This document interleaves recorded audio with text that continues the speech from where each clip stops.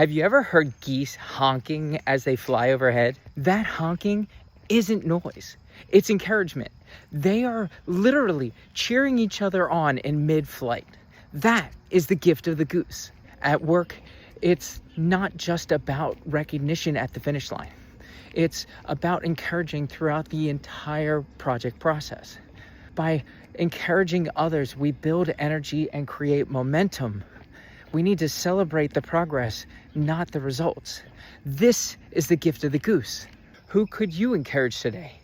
Hit that follow button for more momentum building tips.